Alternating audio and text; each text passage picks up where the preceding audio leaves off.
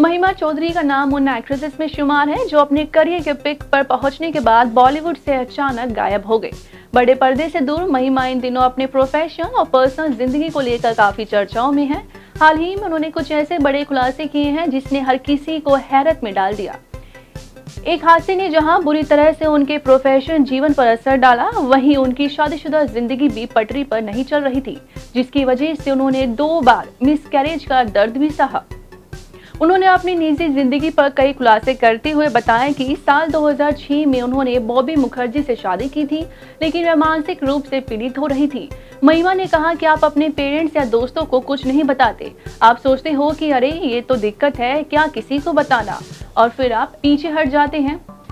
फिर एक और दिक्कत हो जाती है। उन्होंने कहा कि मैं एक और बच्चा एक्सपेक्ट कर रही थी, लेकिन मेरा मिसकैरेज हो गया, और उसके बाद एक और मिसकैरेज हो गया। ये सब इसलिए हुआ क्योंकि मैं उस स्पेस में खुश नहीं थी।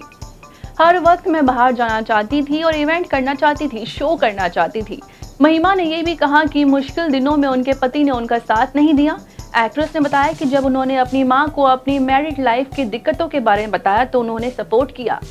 महिमा ने बताया कि उनकी मां ने उनसे कहा कि मैंने तुम्हें स्ट्रगल करते हुए देखा है, तुम क्यों खुद को परेशान कर रही हो, तुम यहाँ रहो और देखो क्या तुम्हें बेहतर लग रहा है। जब मैं बाहर जाती थी तो अपनी बेटी को माँ के घर पर रखकर जाती थी, वह उनका बहुत ख्याल रखती थी। एक दिन मेरे भाई ने मुझसे बताया कि माँ के पास बहुत ही कम साल है। उस दौरान मैं डिप्रेशन में चली गई थी। मैं छोटी छोटी बातों पर रोने लगती थी और इसी के बाद उन्होंने तलाक लेने का फैसला किया। साल 2013 में उन्होंने बॉबी मुखर्जी से तलाक ले लिया था।